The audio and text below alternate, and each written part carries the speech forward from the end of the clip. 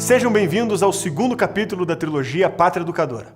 Caso não tenham assistido o primeiro episódio, clique no link que está na descrição desse vídeo e assista gratuitamente. Esse e os outros 2 episódios dessa trilogia estão disponíveis na versão completa com mais de 40 minutos de conteúdo adicional. Para saber como assistir a versão completa, assiste essa introdução até o final. Quero lembrar vocês que esses 2 primeiros episódios são a pavimentação do terceiro filme, Guerra contra a Inteligência, onde vamos fazer uma denúncia contundente ao sistema de ensino brasileiro, mostrando por que estamos nos últimos lugares nos rankings educacionais. Como alfabetizam os nossos filhos, como esse dinheiro é gasto, quem são os responsáveis por tudo isso e o que estão prestes a fazer nos próximos anos se não impedirmos. Temos um forte compromisso com a cultura e a educação do nosso país. Por isso disponibilizamos esse conteúdo gratuitamente. Fazemos isso sem receber R$1 do dinheiro público, muito menos do YouTube. Há quem pense que ganhamos muito dinheiro com o nosso canal. Isso não passa de um mito. Produzir o material que você está prestes a assistir gratuitamente custa muito dinheiro. Essa trilogia custou mais de R$2 milhões e o trabalho incansável de 20 pessoas durante um ano. Nós decidimos abrir o jogo com você. Nós temos uma meta muito importante para ser batida. Nós precisamos de 20 mil novos assinantes ativos para financiar as próximas produções desse ano que abordarão temas urgentes para o Brasil. Não há fórmula mágica. Sem novos membros ativos, a Brasil Paralelo fecha as portas. Em um momento como esse, isso realmente pode acontecer se você não tomar uma decisão. A boa notícia é que você pode fazer muito investindo pouco. No nosso Plano Patriota, o investimento é de apenas R$10. Isso é o que precisamos para ter você do nosso lado. É você quem vai decidir se estamos no fim ou no início dessa jornada. Sua assinatura não é uma doação. Ela também concede acesso à versão completa da trilogia Pátria Educadora, com 40 minutos adicionais de duração, que acompanha um guia de estudos completo com as principais teses do documentário, um mapa mental e a lista bibliográfica. Fornece acesso ao nosso grupo de membros no Facebook e no Telegram e também permite que você participe de encontros presenciais espalhados por todo o Brasil. Além disso, todo um mês você receberá um conteúdo inédito na sua conta. Eu garanto, você nunca pôde fazer tanto com R$10. E se chegamos nesse preço, é para que ninguém fique de fora.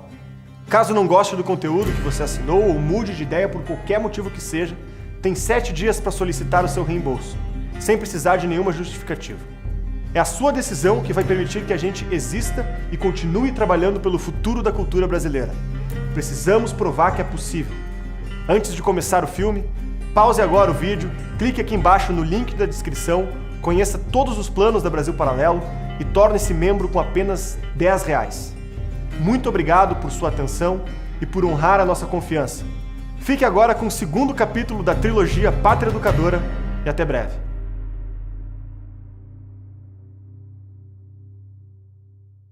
Eu estou absolutamente feliz por estar vivo ainda e ter acompanhado essa marcha da vontade amorosa de mudar o mundo, marcha dos reprovados, marcha dos que se rebelam, marcha dos que querem ser e estão proibidos de ser.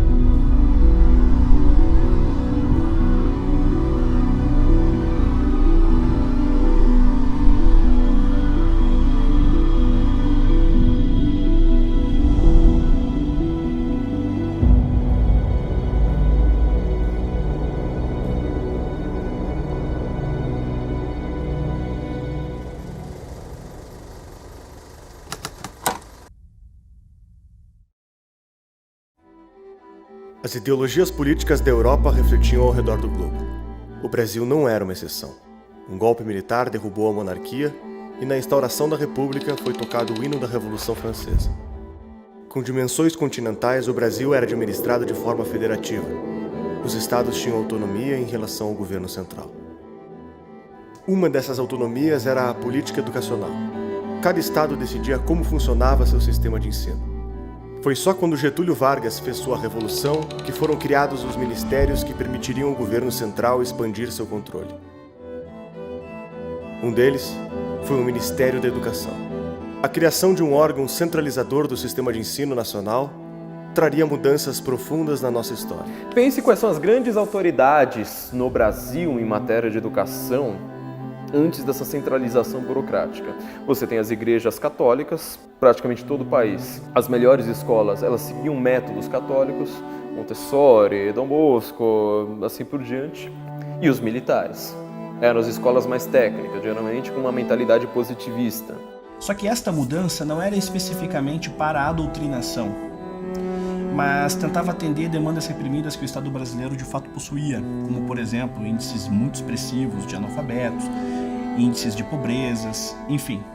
Com essas ramificações, com essas demandas, nós vamos ter ao longo das décadas de 10, de 20 e de 30 do século XX, diferentes maneiras de conseguir responder a isso.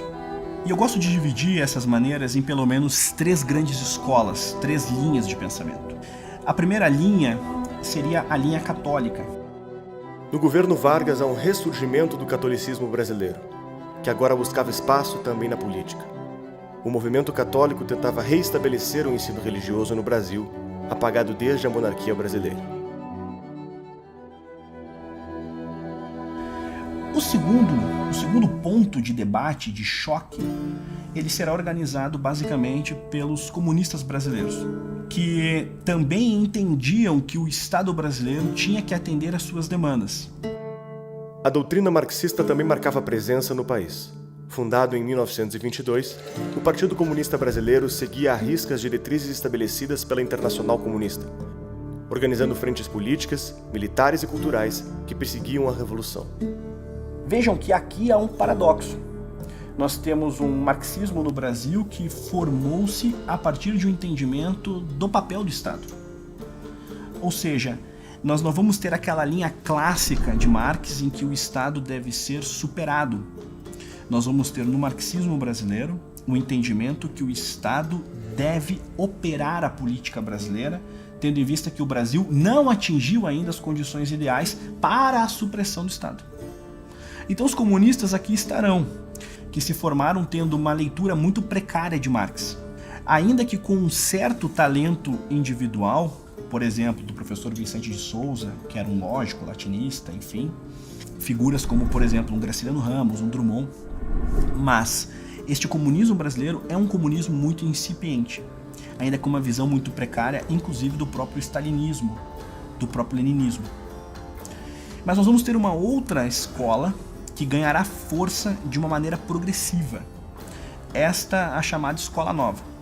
A democracia precisa renascer a cada geração, e a educação é a sua parteira.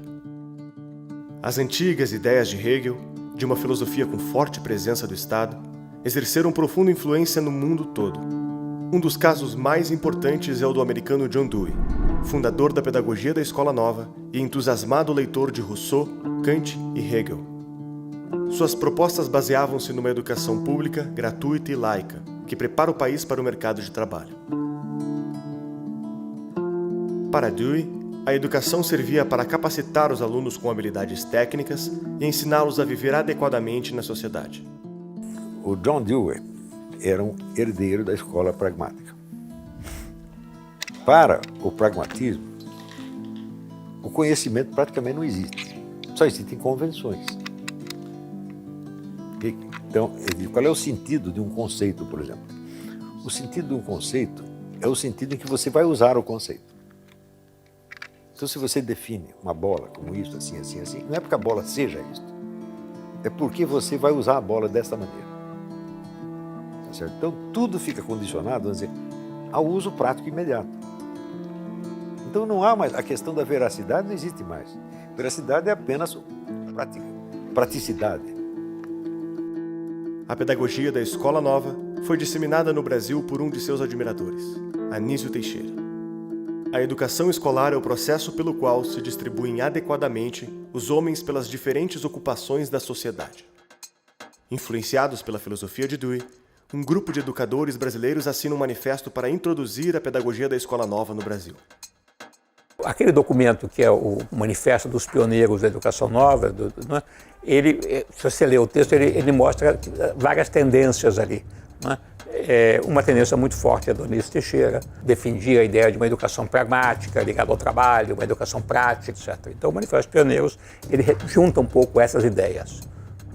Ele é uma expressão da necessidade de uma educação pública, uma educação basicamente laica, muito diferente da concepção tradicional da igreja, que a igreja tinha uma ideia muito tradicional, você tem que ensinar filosofia, religião, latim. Então, digamos, há um conflito aí muito grande. O Anísio era percebido como uma coisa terrível, porque ele era pragmático, ele era americano. Isso era muito contra o pensamento católico. Essa escola nova se desviou muito do conhecimento do que é uma criança humana completa. É um movimento meio sentimental de educar. O aprendizado tem que ser lúdico, a criança tem que aprender brincando. Enfim, é uma visão sentimental da educação que gera crianças tão muito fracas e se perde, vamos dizer assim, a busca do conhecimento e do estudo. Então, a escola nova é mais uma forma disfarçada de manipulação popular através dos sentimentos. É isso a educação da escola nova. Então, como é que você pode apoiar um movimento desse em que você percebe que justamente através desses movimentos houve um decréscimo cada vez maior das escolas e do aprendizado e dos resultados que estão aí para nos dizer o resultado dessa escola nova. Então, mas eu perguntei, e aí, a matemática, e aí a história, e aí a geografia, e o português? Isso aí não é tão importante mais, agora o importante é o método, não tanto o conteúdo. E quando o método começa a privilegiar o conteúdo, acaba a escola. Isso foi o que aconteceu com a escola nova.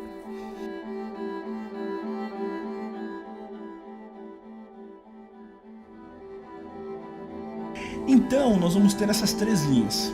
A linha católica, a linha comunista e a linha da escola nova.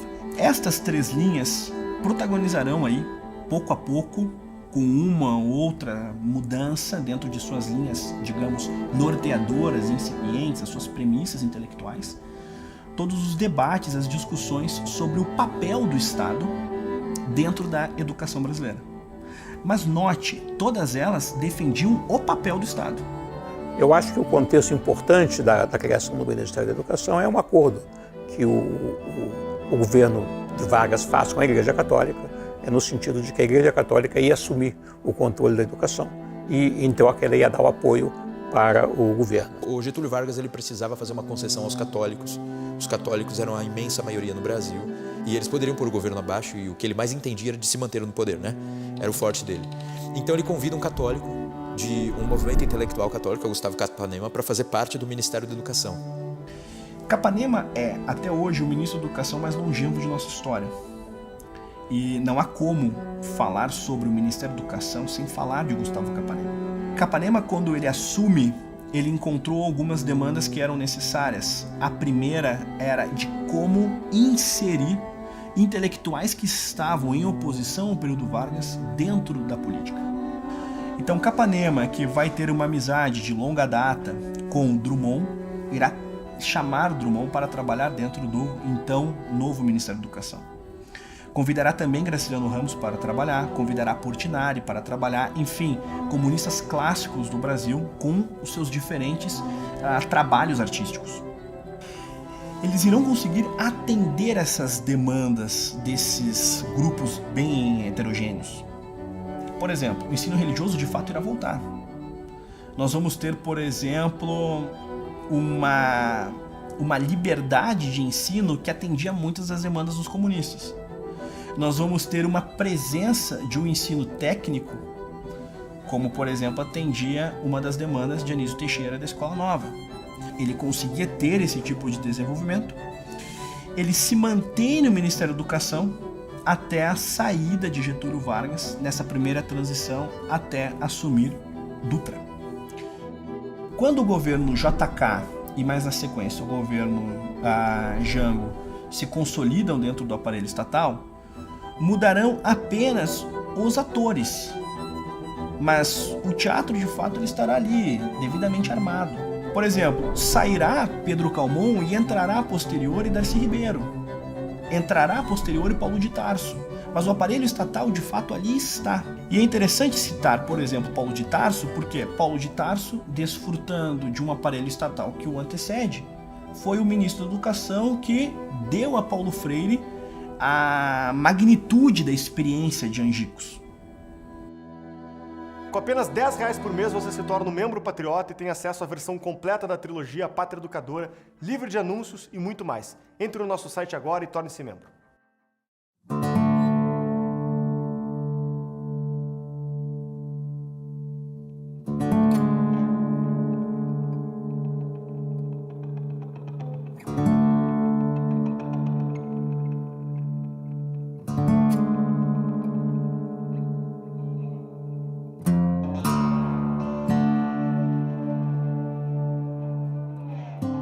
Em primeiro lugar, eu sou Paulo Freire, eu nasci no Recife há muito tempo atrás.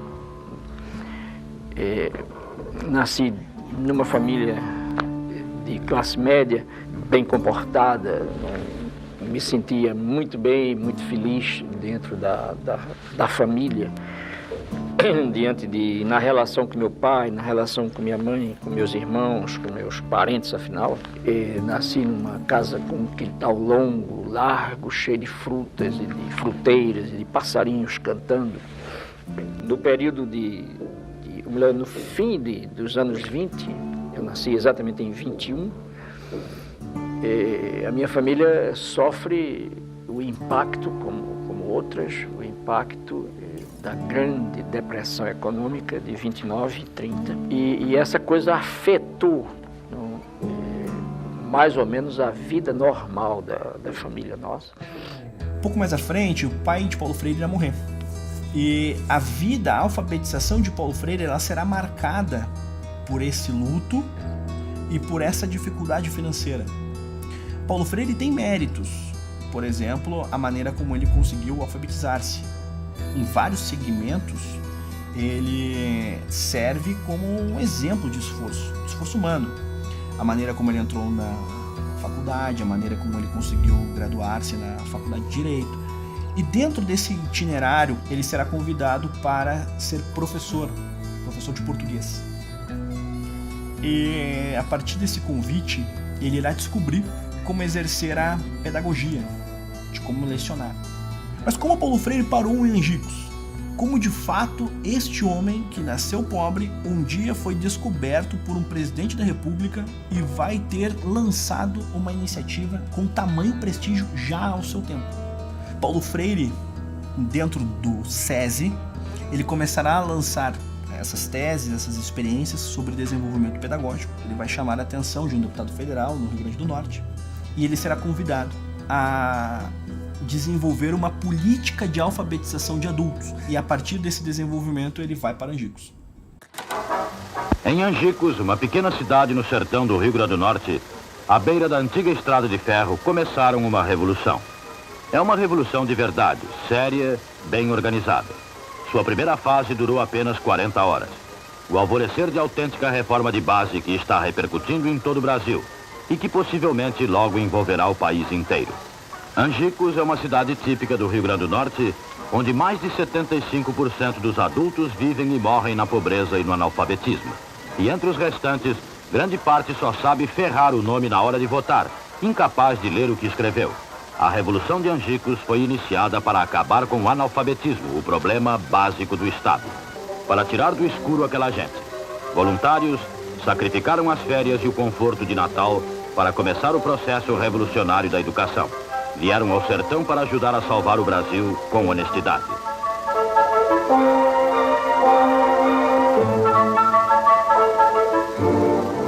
Convocaram os alunos e explicam que é possível ler e escrever com apenas 40 horas de aula e sem cartilha. Integraram-se no grupo, ouviram os seus problemas, recolheram um vocabulário básico da região, instalaram as salas de aula nas casas maiores Trouxeram cadernos, lápis, lampiões de querosene e também ânimo e a verdadeira esperança.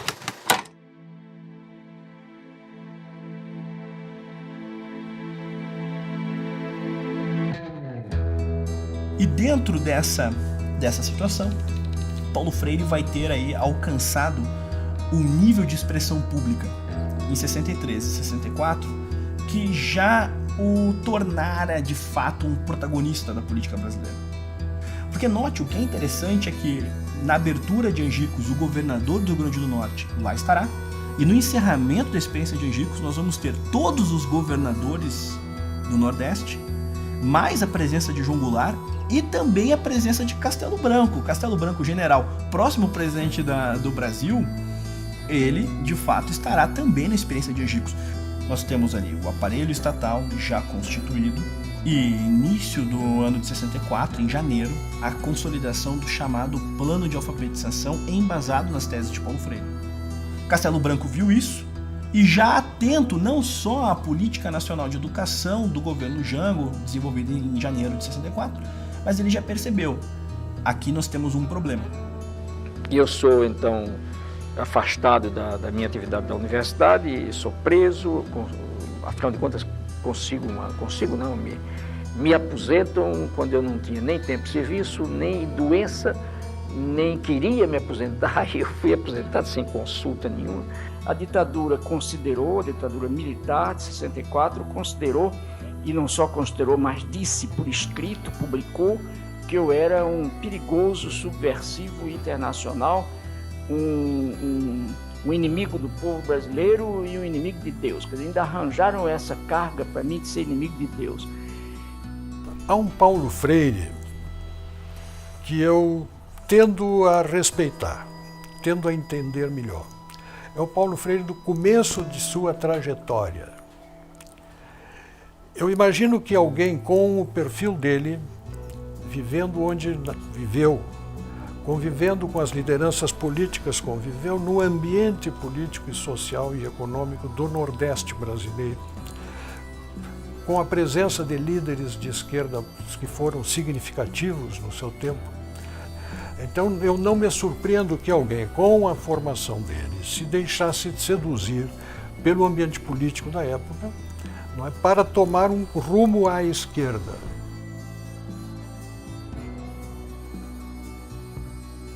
Entre em nosso site e saiba como ter acesso às entrevistas e cursos exclusivos. A partir de R$10 você já pode se tornar um membro da Brasil Paralelo. Contamos com você. Durante o exílio de Paulo Freire, acontecimentos do outro lado do globo tiveram forte influência sobre a sua pedagogia. Por milhares de anos, a China viveu um sistema de divisão de castas. Até o ano de 1905, todos que quisessem ingressar na casta superior deveriam ser aprovados na prova imperial que permitia acesso aos cargos públicos. Foi a partir dessa herança que Mao Tse-tung ressignificou a dialética hegeliana, materializada por Marx e reinterpretada à luz de Lenin. Na sua obra A Contradição, Mao afirma que, na sociedade, as mudanças são devidas principalmente ao desenvolvimento das contradições que existem no seu seio, isto é, a contradição entre as forças produtivas e as relações de produção, a contradição entre as classes e a contradição entre o novo e o velho. É o desenvolvimento dessas contradições que faz avançar a sociedade. Mao observou que a natureza da revolução é a aceleração da história, que deveria ser feita através da manipulação dos contrários. Não apenas do conflito entre burgueses e operários, mas entre todas as contradições presentes na sociedade. Em posse dessas ideias, Mao Tse-tung liderou a Revolução Comunista da China, estatizando as fazendas do país e promovendo o trabalho forçado no programa chamado Grande Salto para Frente. A estratégia foi abandonada pelo fracasso que resultou na maior crise já alastrada pelo país, matando milhões de pessoas de fome, expandindo o hábito de comer insetos e cachorros para poder sobreviver e enfraquecendo o apoio ao Partido Comunista. Foi quando Mao deu início à Revolução Cultural Chinesa, alegando precisar limpar os hábitos que perpetuam a velha cultura da China e não permitem que a revolução prospere. A Revolução Cultural Chinesa consistia justamente na troca de todo um sistema educativo por outro, né? E os agentes iniciais de transformação foram os próprios estudantes. Eles foram incentivados a contestar os próprios professores, a ridicularizar os professores, né? E fazer com que houvesse essa pressão, né, interna para a transformação do sistema educativo. A ideia era que, daquele sistema tradicional, o sistema chinês adotasse um sistema moderno, europeu de caráter marxista. A ideia era manter o fervor popular, perseguindo professores, intelectuais e dissidências do partido. As escolas e os professores foram acusados de fazer forte apologia à cultura tradicional e ocidental. Todos os ambientes da sociedade precisavam ser transformados em um campo de reeducação, para que a ideologia pudesse entrar na alma de todos os chineses e ninguém ficasse de fora do programa do Partido Comunista. Mao intensificou o terror da sociedade. Escolheu como seu primeiro instrumento de terror jovens das escolas e universidades. Em 18 de junho de 1969, muitos professores e funcionários da Universidade de Pequim foram arrastados diante da multidão e maltratados. Seus rostos foram pintados de preto e puseram chapéus de burro em suas cabeças. Forçaram-os a ajoelhar, alguns foram espancados e as mulheres sexualmente molestadas. Episódios semelhantes se repetiram em toda a China, provocando uma cascata de suicídios. Esses eventos tiveram uma grande influência mundial. O Partido Comunista Francês chegou a declarar apoio à Revolução Cultural da China.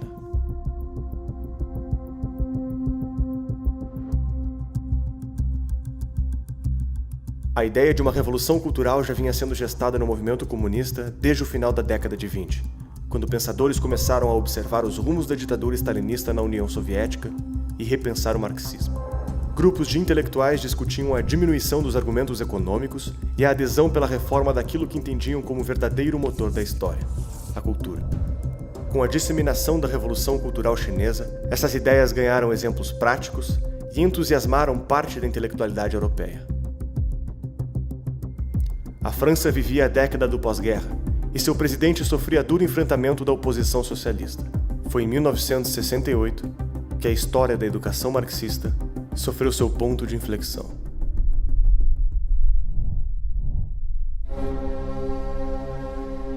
Por volta das 9h30 da noite, mais de 20 mil alunos se reúnem nas ruas de Paris.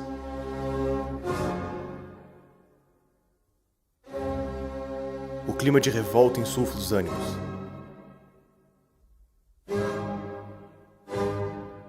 Barricadas estão erguidas.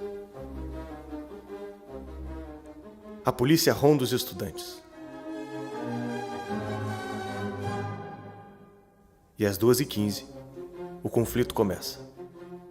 Gás lacrimogêneo, coquetéis Molotov e pedras voando transformaram a noite das barricadas em um marco histórico.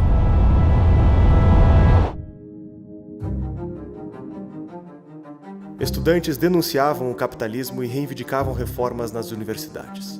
Em pouco tempo, as pautas cresciam e motivavam protestos cada vez maiores. Acalorados debates de intelectuais e militantes começavam a dividir ideologicamente os protestos. Estudantes começam a exigir a renúncia do presidente e a convocação de eleições gerais. Em poucos dias, Paris transformou-se em um palco de confronto entre policiais e manifestantes, paralisando milhões de trabalhadores numa greve sem precedentes. Um dos símbolos do protesto foi o Livro Vermelho de Mao Tse-tung. Estudantes inspiravam-se na Revolução Cultural Chinesa, onde o governo usou massas de jovens como tropa de choque contra os adversários do regime. Os acontecimentos tornaram-se um marco histórico, amplificando a ideia de que a verdadeira infraestrutura da sociedade não era os modos de produção, mas a cultura, que seria a nova linha de frente do movimento socialista. Eu era professor em Nanterre, em 1968. Eu era professor do Combandi, que hoje é deputado pelos Verdes na Alemanha. Ele foi o símbolo daquele negócio, ele e outros lá, daquele negócio. Aquilo me chamou muita atenção, porque de alguma maneira ali você via uma sociedade que queria mudar e não era em função do que nós tínhamos aprendido a vida inteira, só da luta de classe, como motor da história. Ali era uma crise, ao mesmo tempo, havia luta sindical e tal, mas era ao mesmo tempo uma crise cultural, existencial. Eu estava vindo do Chile naquela época, onde era Guevara que predominava, né, guerrilha, o anti-imperialismo, a luta de classe. E na Terra não era nada disso, é proibido proibir. O amor é livre. eram temas existenciais. E nos desfiles pelas ruas de Paris, andavam com a bandeira negra. A bandeira negra é a bandeira anarquista. Eles nem sabiam o que era. E a Internacional Socialista Comunista diz assim, de pé ou famintos da terra. Eles cantavam isso. Nanterre ficava situada na zona rica da França, perto de Sezème, que é um quartier rico de Paris. Então não tinha nada a ver. Mesmo os trabalhadores que fizeram greve também, na França, não eram os trabalhadores esquálidos da América Latina, eram gordinhos. E cantavam de pé ou famintos da terra. Havia uma certa desconexão. Desta época, não restou apenas a história, mas toda uma nova era das ciências sociais. Até hoje, os pensadores envolvidos direto ou indiretamente com Maio de 68 são autores prestigiados na academia, que lideram a produção intelectual das universidades brasileiras e inauguram uma bibliografia absorvida pelas nossas instituições de ensino.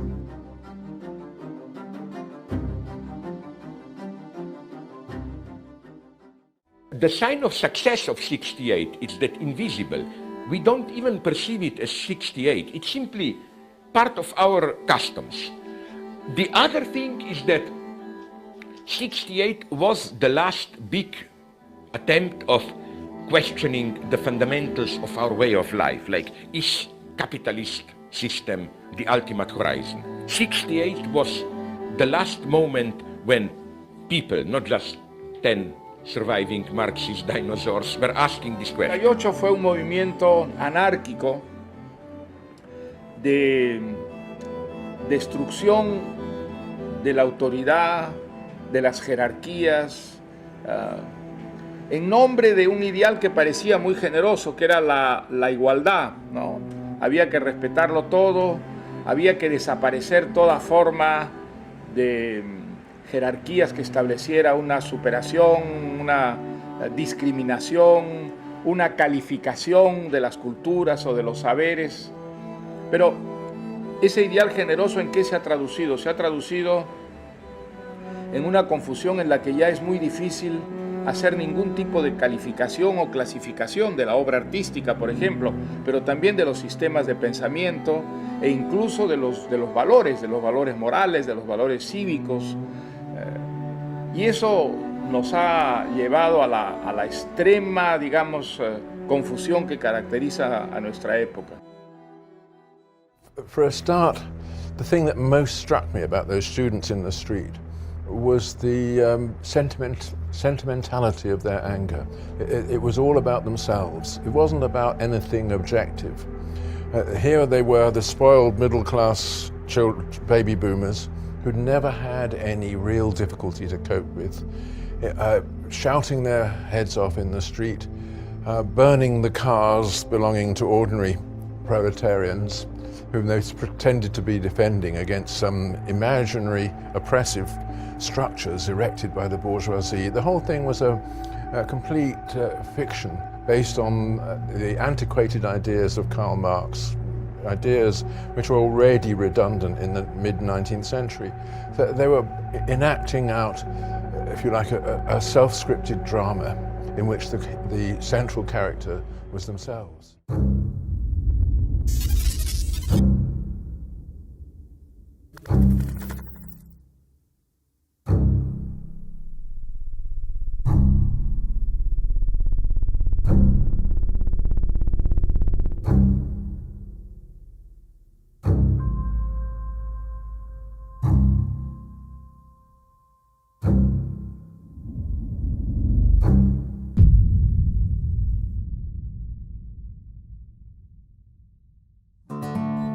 Na verdade, a primeira vez que eu li Paulo Freire foi no intercâmbio que eu fiz no Japão.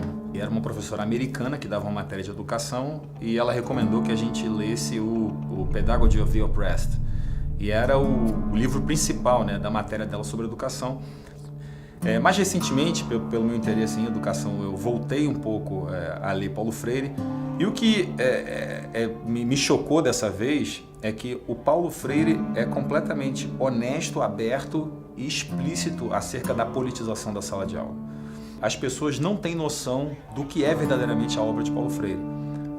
O Paulo Freire ele é um desses símbolos, né, um desses intelectuais que acabou virando uma bandeira e as pessoas olham para o Paulo Freire e imaginam o que elas querem imaginar. Como ele sempre disse, ele nunca teve a pretensão de ser original. Então, ele consolidava experiências pedagógicas de diferentes tempos, de diferentes pedagogos. O método Lauba, que nós vamos ter a presença de Anísio Teixeira dentro de seus ensinamentos, nós vamos ter uma leitura de Sartre, desses movimentos e desses intelectuais que conseguiram alcançar alguma espécie de prestígio em nível mundial. E Paulo Freire será um leitor voraz desses homens e aplicará ao seu modo uma leitura de um marxismo um tanto quanto vulgar. Ele vai substituir o oprimido do processo do trabalho e irá entender o aluno como aquele que está oprimido dentro do processo de alfabetização. As pessoas tendem a achar que Paulo Freire é simplesmente uma pessoa generosa, que se importa com os alunos, que se importa com a autonomia do pensar, que se importa com a conscientização, né? E tomadas assim soltas, ninguém é contra isso, né? Ninguém é contra a conscientização, ninguém é contra a autonomia do aluno. Mas quando você vai analisar a obra do Paulo Freire, você vê que ele não fala de uma conscientização qualquer. Ele não quer realmente uma conscientização do aluno para que o aluno, com autonomia, possa formar sozinho a sua própria visão de mundo. Ele não quer isso. Para Paulo Freire, a conscientização, né, a autonomia do pensar, é baseada no que ele chama de pensar certo, que é fundamentalmente uma filosofia anticapitalista, antiliberal e a favor da consciência revolucionária, como ele mesmo chama. Paulo Freire diz assim, na página 58, como poderiam os oprimidos dar início à violência se eles são o resultado de uma violência? Se você descreve a ordem capitalista como uma ordem de opressão e de violência, você está, não é nem indiretamente, diretamente você está dizendo que a violência contra essa ordem é uma legítima defesa. E na página 233, que para mim é uma das frases mais macabras de Paulo Freire, ele diz assim: a revolução é biófila, é criadora de vida, ainda que, para criá-la, seja obrigada a deter vidas que proíbem a vida. Então a revolução ama a vida, mas de vez em quando você precisa tirar umas vidas. Mas não é qualquer vida, só que proíba a vida. E quem vai dizer? A revolução. Por isso que eu chamo a pedagogia do oprimido como mini manual do guerrilheiro educador. Porque é Marighella falando. Marighella não escreve, fosse escrever sobre educação, não escreveria diferente. E aí, ele começa a falar do Che Guevara, né, que Che Guevara teve de lidar com isso, né, com pessoas que saíram, desertaram a guerrilha e foram denunciadas. Ele diz assim, na página 231, algumas vezes no seu relato, ao reconhecer a necessidade da punição ao que desertou para manter a coesão e a disciplina do grupo, reconhece também certas razões explicativas da deserção. Uma delas, diremos nós, talvez a mais importante, é a ambiguidade do ser do desertor, né? Essa coisa do cara que quer lutar, mas na verdade tem a sombra do opressor dentro de si próprio, e aí o cara, na verdade, ele não sabe o que ele quer de verdade. Então ele precisa do Paulo Freire, ele precisa dos educadores, ele precisa da liderança revolucionária que vai dizer o que ele precisa. E para dar o contexto desse episódio aqui, que Paulo Freire se refere a Che, né, ele é um episódio da época da guerrilha, em que havia um soldado do grupo de Che Guevara, chamado Mongo, que fugiu, né, que desertou, e aí dois soldados foram mandados para tentar recuperar, resgatar ou encontrar essa pessoa, né? E aí uma dessas duas pessoas quis desertar também e comentou com a outra. E aí essa outra pessoa assassinou essa pessoa que quis desertar, e aí o Che Guevara reúne a tropa para explicar a necessidade de você punir com a morte as pessoas que desertassem a guerrilha. Quando Che Guevara discursou na ONU, ele deixou bem claro que fuzilava e que continuaria fuzilando.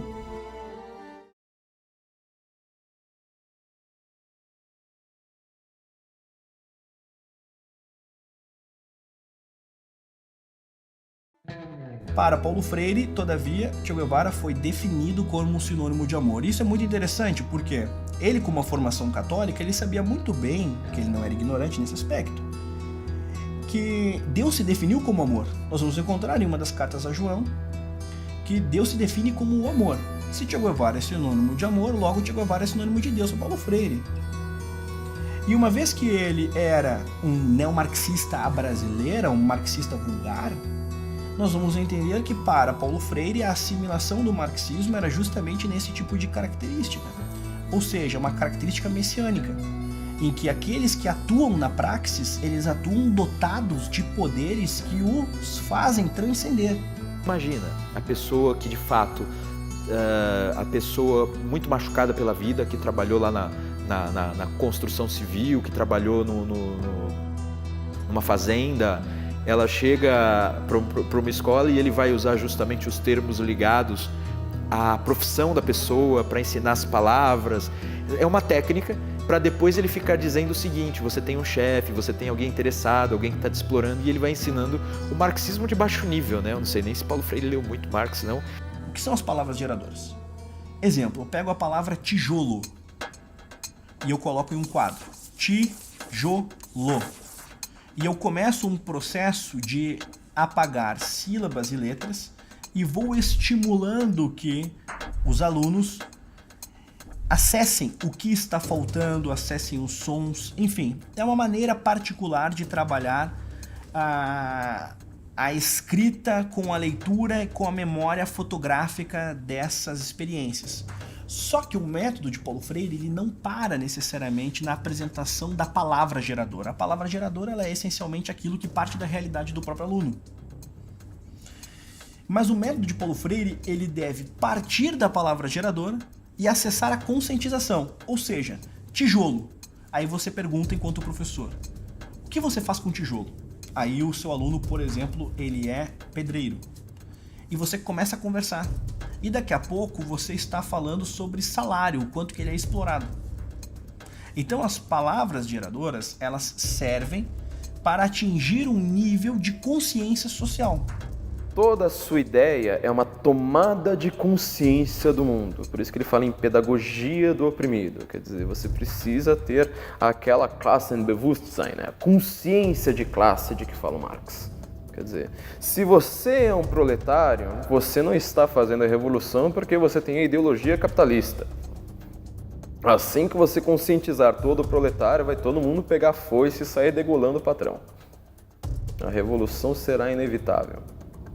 Então, dessa maneira, o Paulo Freire constrói essa conexão entre uma atividade que seria meramente pedagógica até o exercício político em sala de aula. E eu acho que, inclusive, daí, é dessa ponte que ele constrói, que vem a grande fama e a grande aceitação do Paulo Freire.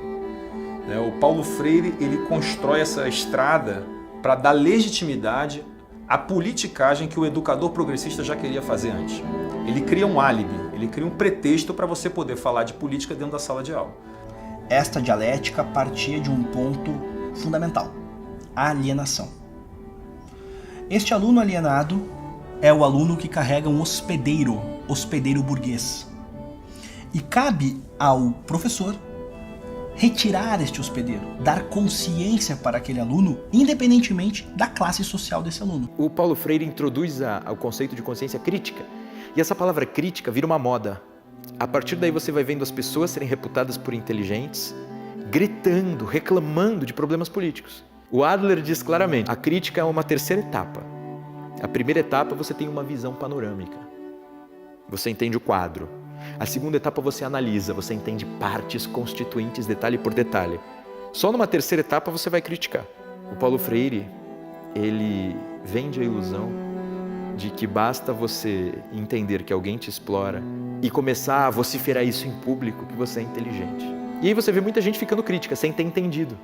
O que acontece é que Paulo Freire vai ter uma leitura muito particular de Rousseau, e dentro dessa confusão do Emílio de Rousseau em Paulo Freire, nós teremos, com um pouco mais de Emmanuel Mounier, com este neomarxismo vulgar, uma visão que o professor deve ser um facilitador, não para uma aprendizagem do que há de mais alto, mas para a obtenção de uma consciência social.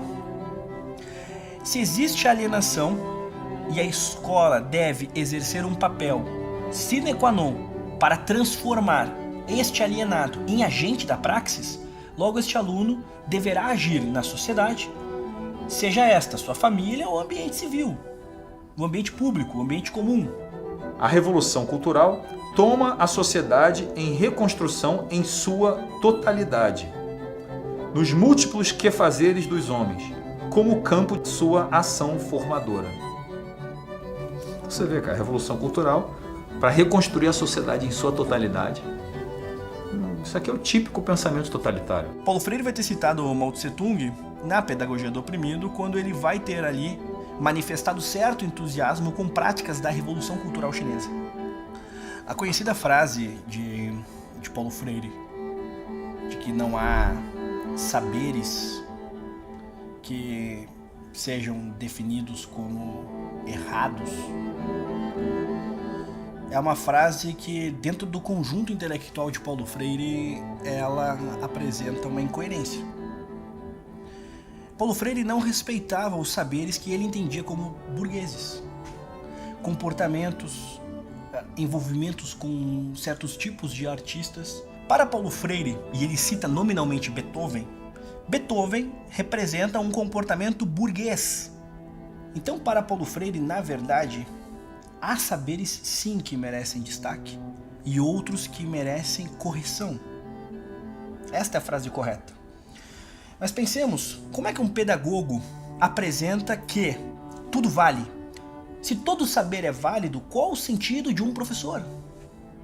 Qual o sentido de você exercer uma pedagogia? A educação paulo-freiriana não aceita que você diga, por exemplo, que o rapaz que fala Flamengo está errado. Né? Você não pode, porque você está impondo a sua cultura classista. Isso é a pedagogia do oprimido. Né? O oprimido é o aluno. Ora, se há um oprimido, tem um opressor. Quem é o opressor? O professor. Então você não tem meios de você se desaculturar. Você fica preso. Apareceu aquele cretino do Marcos Banhos dizendo, não, você tira uma gramática igual para todos é antidemocrático. Bom, é uma gramática para cada classe social. Você aprende aquela gramática, sua classe social fica preso ali o resto da sua vida. Você não consegue falar com o cara da outra classe social. E você cria uma estratificação social hierárquica, invencível, e você acha que isso é democrático? Para mim, isso é o contrário da democracia. O Paulo Freire criou uma estratificação social invencível. Se você nasceu filho de pedreiro, é para você ficar pedreiro o resto da sua vida. Você se inscreve no Partido Comunista e continua pedreiro.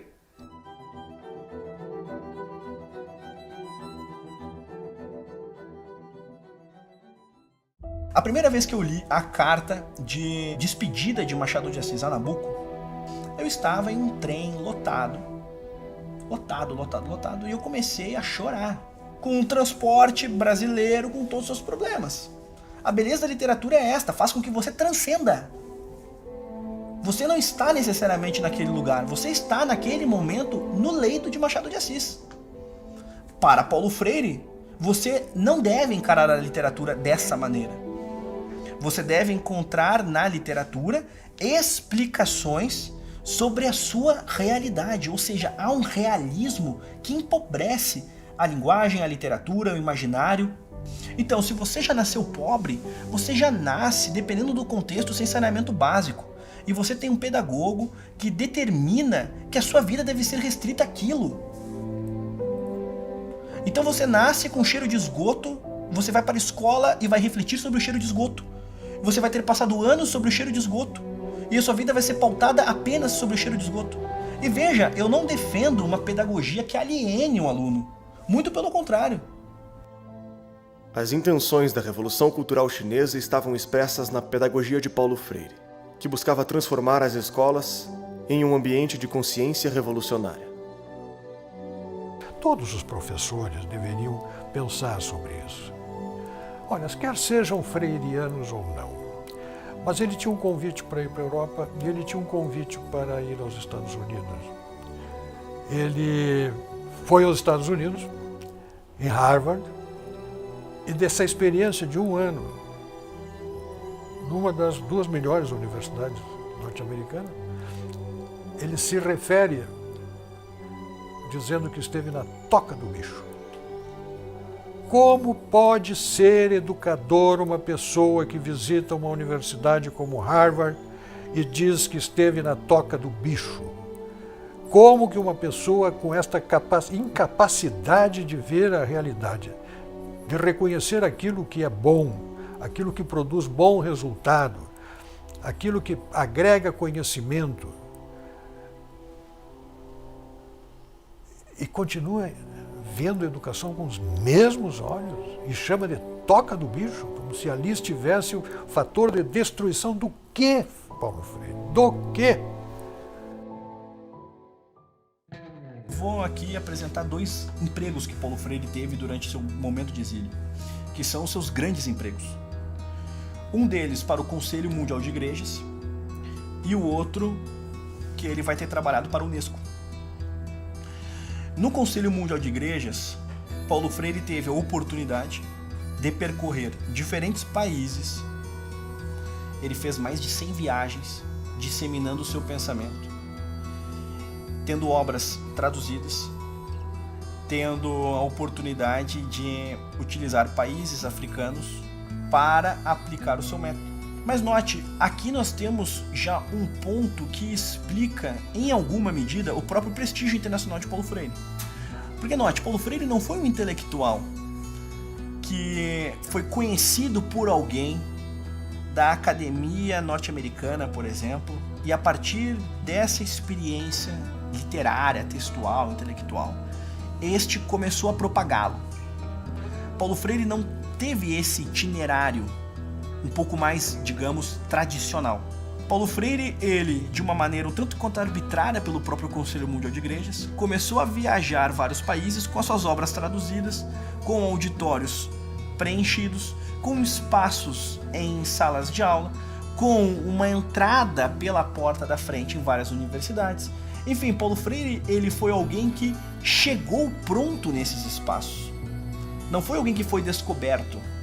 Uma vez que Paulo Freire, neste final de década de 60, década de 70, está se popularizando dessa maneira, o brasileiro médio recebia tudo isso, todos esses louros, esses títulos, de uma maneira muito eufórica.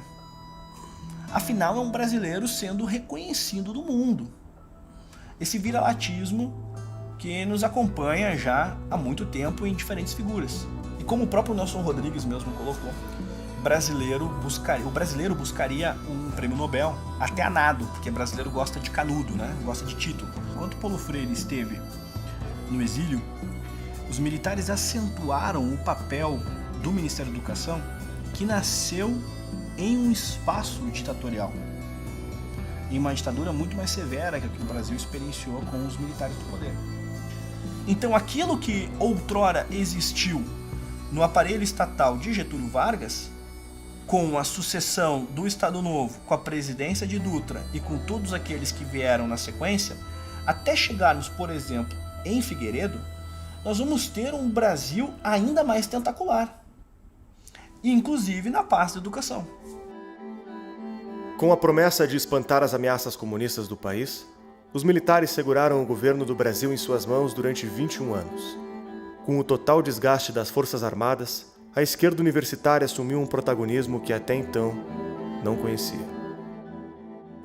Ao longo do período militar, ao longo do regime, lentamente as estruturas educacionais foram sendo aparelhadas. Não havia concurso público, os professores eram convidados nas universidades e tal.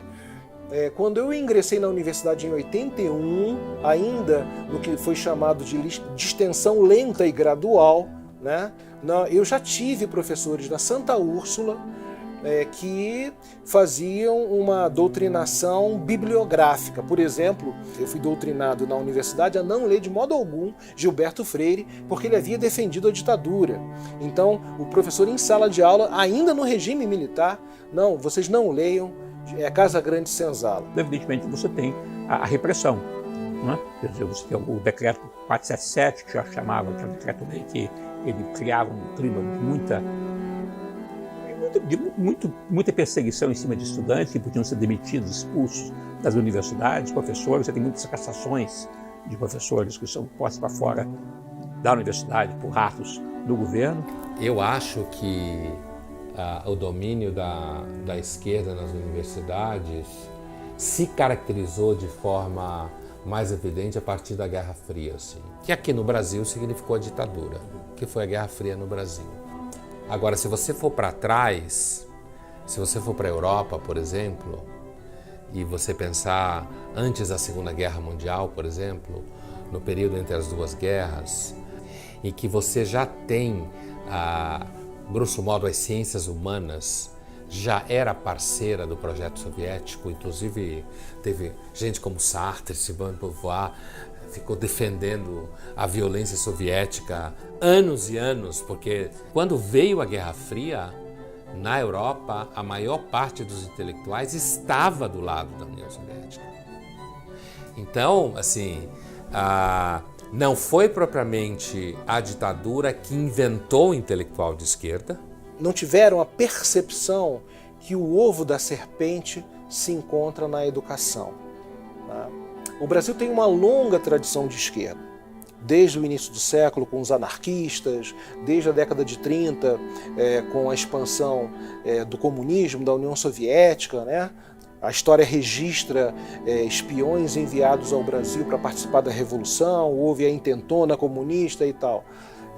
Mas a coisa se intensificou, de fato, no início da década de 60. A grande revolução cultural, né? É proibido proibir, de Paris e tal. E aqui no Brasil foi decidido pelas esquerdas esse ataque à educação, à cultura. Enquanto Paulo Freire esteve fora do Brasil, seus textos aqui circularam. Ele foi alçado a um protagonismo ainda maior pelo Conselho Mundial de Igrejas no exterior. Então, censurado no papel, sim. Todavia, na prática, na realidade, não era o que acontecia. E ficaram tanto tempo no poder com a justificativa de limpar o Brasil, em aspas, do comunismo, e deixaram tudo preparado para os comunistas, né? É absolutamente falso dizer que as nossas Forças Armadas libertaram o Brasil do comunismo. Absolutamente falso. E foi exatamente um período de infiltração, onde efetivamente começou a tomada do espaço acadêmico brasileiro, especialmente nas universidades federais, por intelectuais de esquerda. Muitos que saíram daqui, por motivos políticos, foram fazer seus cursos na Europa, se especializaram, voltaram e passaram a ocupar cátedras aqui. Ele vai ter se popularizado de uma maneira bastante expressiva, como raríssimos intelectuais no Brasil conseguiram de fato ser assim. Ele era um intelectual público de muito prestígio, com uma comunicação com jovens muito acentuada. Ele tinha uma relação direta e indireta com muitos constitucionalistas da Constituição de 88. Enfim, Paulo Freire tinha uma leitura política muito bem acabada, que ele desenvolveu em parceria com homens como José Dirceu, Lula, Frei Beto, Dom Paulo Evaristo Soares. Quando Paulo Freire volta ao Brasil, Fernando Henrique Cardoso disse: alguém precisa contratá-lo, alguém precisa. Paulo Freire foi contratado pela Unicamp, foi contratado pela PUC. A PUC, quem o contratou? Dom Paulo Evaristo Soares, que é um dos maiores disseminadores da teologia da libertação no Brasil. E Paulo Freire, ele não vai mais interpretar a pedagogia brasileira, ele vai envolver-se. E esse envolvimento se acentua com a fundação do próprio Partido dos Trabalhadores. Pela primeira vez eu me senti à vontade dentro de um partido cujo sonho coincide com os sonhos antigos meus. E eu costumo sempre dizer que eu esperei um largo tempo de minha vida pelo PT. Narra a viúva de Paulo Freire que o Lula sempre reconheceu que Paulo Freire é um dos fundadores mais importantes da história do PT. O que nós vamos ter? 85, processo de redemocratização, o PT já é um partido de fato consolidado. E com as eleições de 88, nesse limiar 89, Erundina vence em São Paulo e ela convida... Paulo Freire foi secretário de Educação da Luísa Erundina. Seu grande maior legado é a coisa de que a esquerda mais tem vergonha em todo o Brasil: a aprovação automática. Quer dizer, mesmo que você não tenha aprendido nada, você sai da primeira série e vai para a segunda. Você sai da segunda e vai para a terceira. Assim você chega na oitava com conhecimento de primeira série e está sendo aprovado e sendo aprovado assim por diante. E dentro dos alunos mais celebrados de Paulo Freire na execução da Secretaria de Educação, nós vamos ter ele alçando Mário Sérgio Cortella, Marta Suplicy e outros. Marta Suplicy também foi prefeita de São Paulo.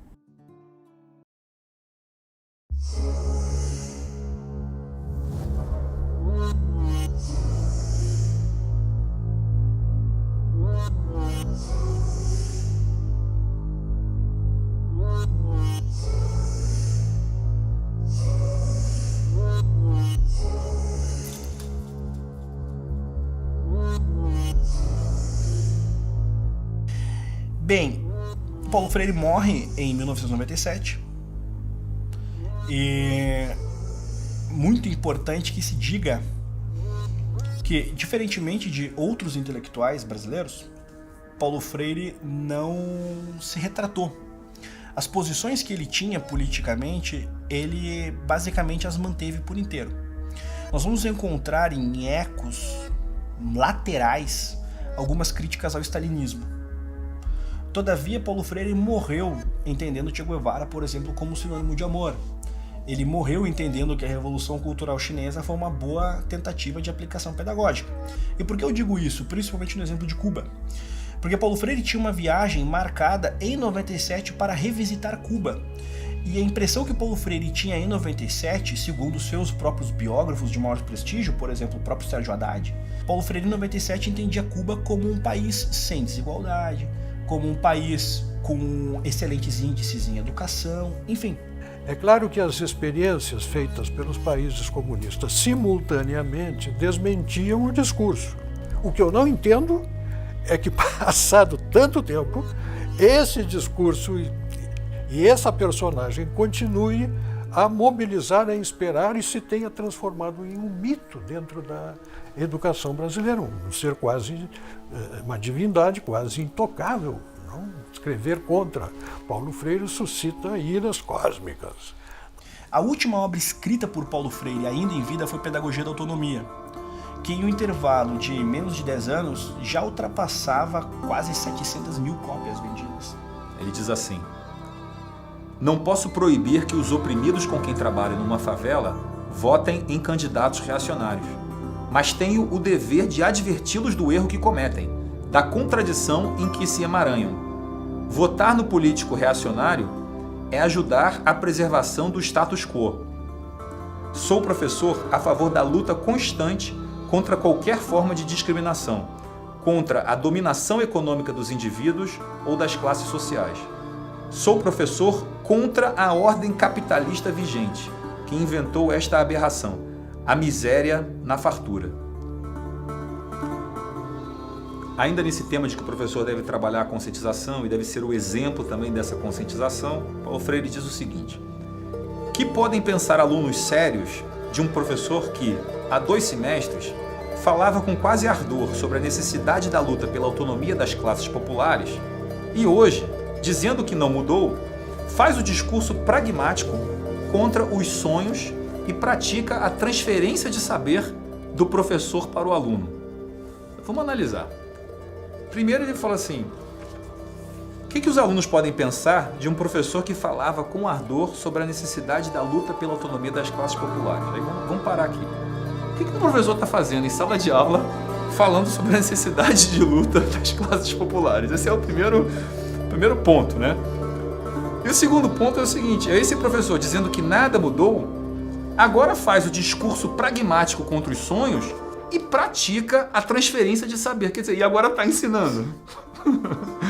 olha assim, a inversão completa. Quer dizer, ele está criticando o professor que resolveu parar de falar de política e ensinar. Se você for ler o Paulo Freire com atenção, né, esses pontos dele, né, de conscientização contra a ordem capitalista, de promoção de consciência revolucionária e tal, esses pontos são tão explícitos, são tão abertos, que você fica pensando assim, por que isso foi dito dessa maneira tão aberta? Né? E eu não tenho certeza sobre isso, mas tem algumas hipóteses. E uma delas é que Até recentemente no Brasil, você praticamente só tinha um consenso de esquerda, né, no meio político e cultural. Então, com isso, muito do que o Paulo Freire fala, eu tenho a impressão de que ele não se via como um ideólogo fanático, como ele realmente é. Ele não se via assim, ele se via simplesmente como o bom senso. Existe a esquerda, que é o bom senso, e existe o resto, que é a malvadez neoliberal, como ele chama, né? Que são os capitalistas, que são os exploradores. O capitalismo mata as pessoas, o capitalismo é a exploração, o capitalismo, né, provoca, vamos dizer, a miséria na fartura, como ele diz. Então, acho que essa é uma hipótese para explicar por que vamos dizer, essa ideologia tão explícita, misturada com o que deveria ser uma proposta pedagógica. Ele em nenhum momento escondeu o que ele pensava. Ele não foi alguém subjetivo em que você tinha que acessar camadas de sua personalidade para entender o que ele de fato pensa sobre as coisas. Não, ele foi explícito. E note, Fernando Gabeira, Ferreira Goulart e outros arrependeram-se daquilo que defenderam nas décadas, por exemplo, do período militar, em vários aspectos, e afirmavam que o período militar, vários revolucionários de esquerda queriam o quê? A ditadura do proletariado. Paulo Freire, diferentemente destes homens e de outros, ele em nenhum momento se retratou. Cabe a pergunta: como a pedagogia do oprimido é lida com tamanha apologia a criminosos e as pessoas passam por estes textos de uma maneira tão indiferente? Tão indiferente. Note, você pode até ter uma visão de que o Estado deve participar da educação, que o MEC é fundamental, você pode ter uma visão à esquerda, você pode ter uma visão seja o que for. Agora, você passa impune a um homem que justificava a revolução, que chamava Che Guevara de sinônimo de amor, que justificou a revolução cultural chinesa. Você passa impune por isso? Impune? Coloque-se no lugar de um desses homens que de fato, ao longo das décadas, sofreram com esse tipo de tirania, com essas tiranias. A própria ideia de discutirmos Paulo Freire, ela já é em si um problema. Porque note, ele defendeu genocidas e morreu defendendo genocidas. Ele tem uma escultura ao lado da escultura de Mao Tse Tung. Qual o mérito nisso? Você tem uma escultura ao lado de Mao Tse Tung, e esta escultura é celebrada por muitos freirianos. Eu teria vergonha do meu maior intelectual, do meu símbolo pedagógico, ter uma escultura ao lado de Mao Tse Tung, o maior genocida da história da humanidade. O maior genocida da história da humanidade. Isso é bom de ser dito sempre. E é celebrado como se fosse o maior gênio da pedagogia que o Brasil foi capaz de produzir e ainda é capaz de produzir. Porque ele é tratado de modo quase insuperável. Ouse questioná-lo. Que intelectual é este que você não pode questionar? Que trabalho intelectual é este que você não pode questionar? Paulo Freire questionava Beethoven, questionava Platão, mas o seu pensamento não pode ser questionado. Se fôssemos um país saudável, reitero isso, Paulo Freire não seria debatido. Debateríamos o quê? Entendimentos sobre sistemas pedagógicos, sobre o papel do Estado na educação, enfim, debates elevados sobre temas elevados. Ele é debatido porque somos um país socialmente doente.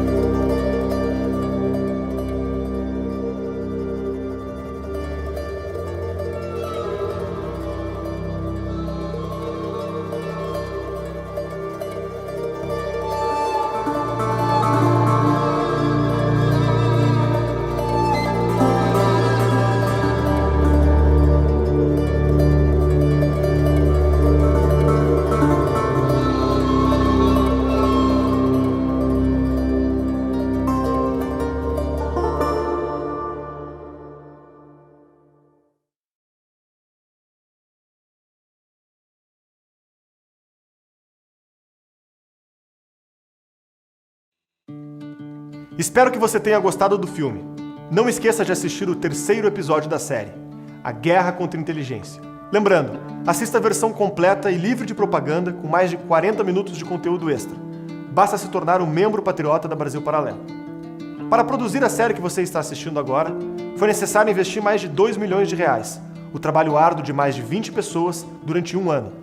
Você assistiu de graça porque queremos chegar no maior número de pessoas possível. E temos a confiança de que uma pessoa como você, que assistiu o conteúdo até o final, está consciente do assunto e pode investir em cultura. Clique no link da descrição desse vídeo e conheça os planos da Brasil Paralelo. Torne-se membro a partir de R$10 e tenha acesso ao nosso conteúdo exclusivo. Até breve.